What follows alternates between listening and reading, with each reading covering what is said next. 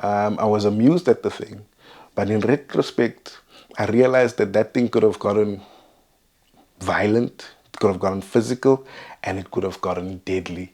There's a lot of stories like that of taxi drivers killing each other for a single customer. So, ladies and gentlemen, welcome back to another episode of the On the Turn podcast. Am I allowed to swear there? In Sweden. Yeah, I know we said let's not blame the government. It's just sad when we start them No, but- becoming indoctrinated. Your view on me.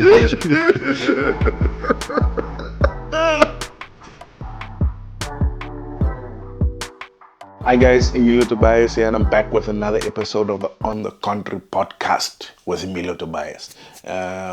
Ladies and gentlemen, one of the biggest stories this week, maybe even bigger than the national dialogue, is the happenings in Soweto outside of Maponya Mall.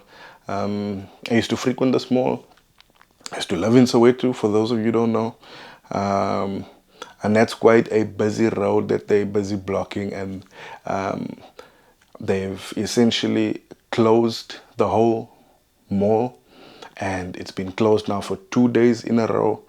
And that street that the mall is on is a very important street in Soweto and could affect a lot of things. So even if you don't work in Soweto, if you live in Soweto and need to get out of Soweto, you probably did get to work late today or yesterday.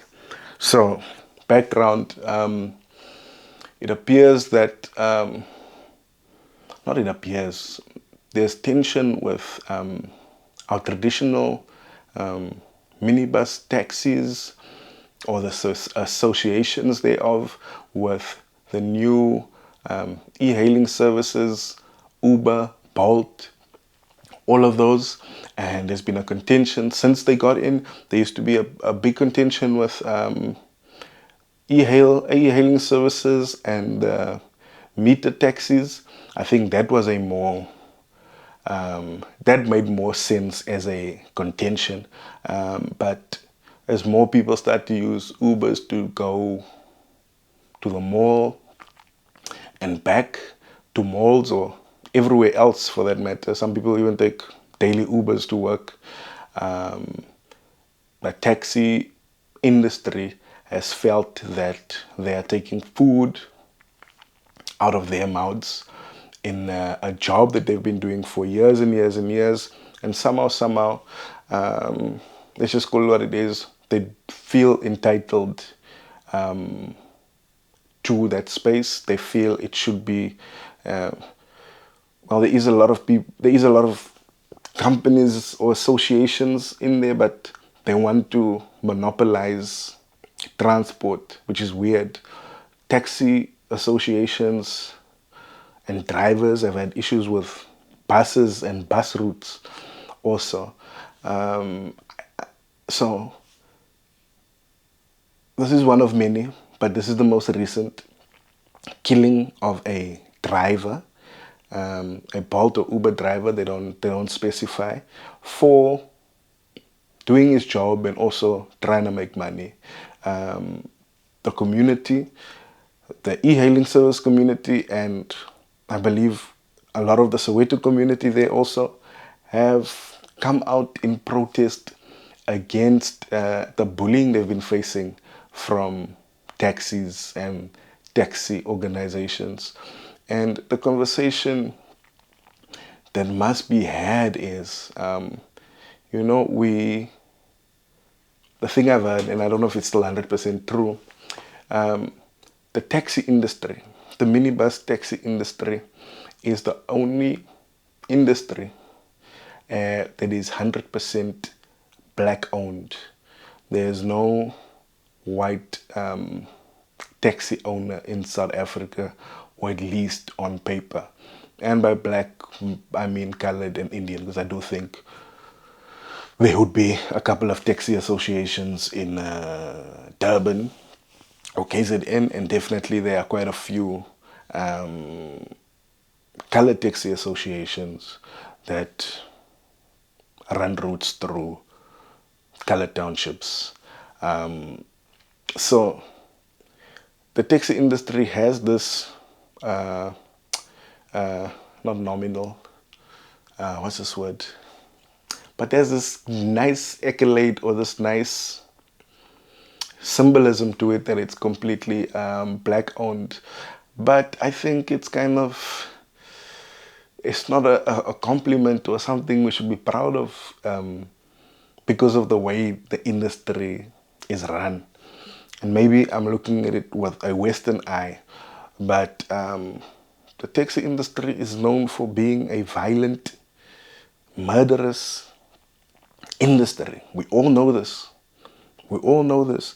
There's a thing that happened when I was a kid, and at the time I did not realize how serious it was. I was in grade 5 when I was taking a taxi to Southgate from Eldo's, and 2 taxis stopped in front of me, but the one that stopped second stopped closer to me. So I got into the taxi that, and if you know this type of thing, I know you're already reacting. So I got into the taxi, and that was closest to me, but the taxi did stop second, in all fairness, and the 2 taxi drivers started fighting and shouting at one another.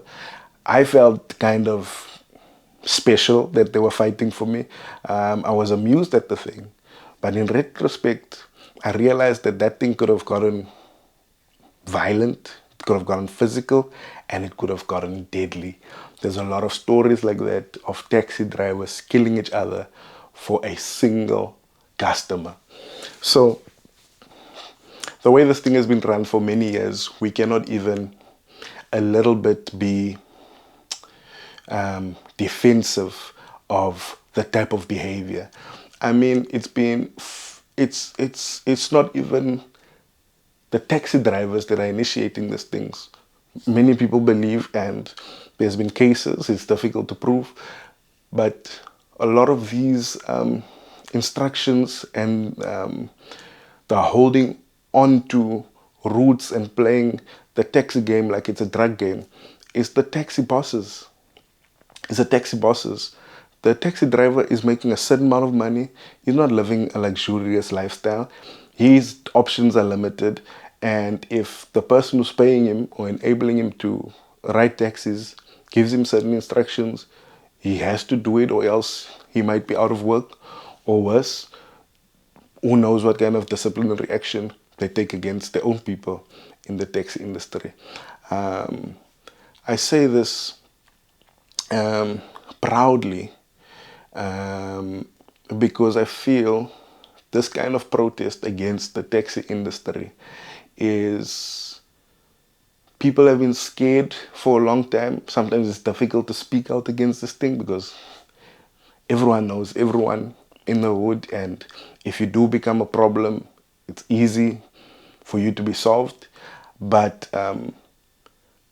the people, when we refer to the people, the citizens, civilians, also can take so much. And when you are running your drug cartel or your taxi association in a manner to intimidate the people will also go so far. The people will also take that much. And the balancing thing you must play when you are a criminal mastermind or you are manipulating people on such a big level, whether you are a corrupt official in the government, whether you are a drug kingpin. Yes, you can intimidate people, but only to a certain point. And you must, if you want to continue your thing, you find a balance, and you need to know when you've gone too far, because you need these people, number one, and if all of them turn against you, your industry is non-existent. I'm happy for the people who are protesting. Condolences to the family that have just lost a breadwinner, to the families that have lost. I've been to a funeral of a taxi boss. I didn't know him, but it was a friend of mine's uncle. So these things are not to be celebrated or even spoken about in a light that makes us proud in any way. I mean, it's an industry that now needs to be associated with violence and blackness, including black, colored, and Indian people, as if we cannot run industry or business in a manner that is conducive, that is not illegal. So, yeah, man, big ups to the people in Soweto who have shown that the people of Soweto are still the same people who stand up against what is wrong and are only willing to be pushed so far. So, yeah, man, taxi industry, you'll need to change, you'll need to adjust, because we are not for this anymore. That's all I have to say on the saga outside Maponya Mall. I'm Milo Tobias. This is the On the Country podcast. Bye. Ladies and gentlemen, welcome back to another episode of the On the Country podcast. Am I allowed to swear in here? In Sweden, Yeah, I know we said let's not blame the government. it's just sad when we start them No, but- becoming indoctrinated. You on me.